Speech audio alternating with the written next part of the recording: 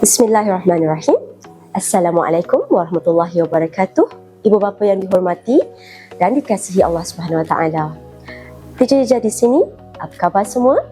Diharapkan ibu ayah dalam keadaan yang baik dan sihat bersama keluarga hendaknya. Pertama sekali, kami ingin merakamkan setinggi-tinggi penghargaan atas kepercayaan, sokongan dan doa berterusan daripada semua ibu ayah sekalian.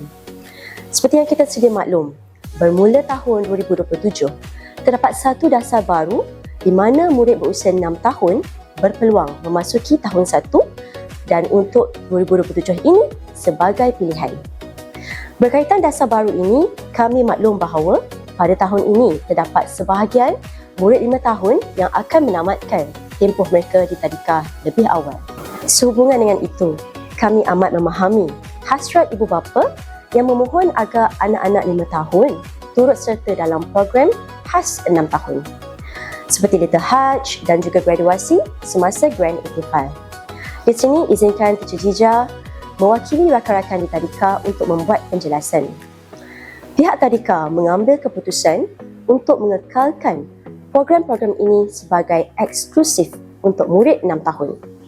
Kerana pertimbangan utama kami antaranya adalah kesesuaian modul pembelajaran, kapasiti penganjuran termasuk keselesaan dan aspek keselamatan anak-anak. Sebagai contoh, program Little Hajj merupakan kemuncak kepada pembelajaran rukun Islam yang telah dilalui oleh murid 6 tahun.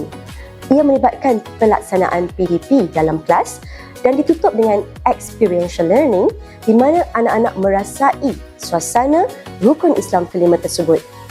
Ini semua dirancang khusus, bukan semata-mata program satu hari. Selain itu, kapasiti venue, pengurusan di tempat awam juga mempengaruhi keputusan ini.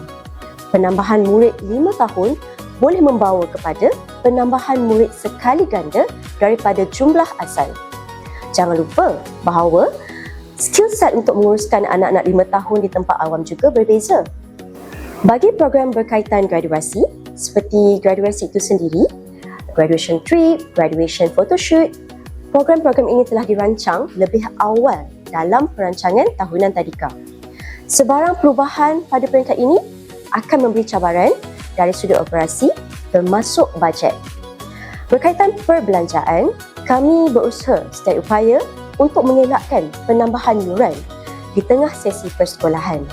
Tetapi, ibu ayah yang dihormati, komitmen kami tetap sama.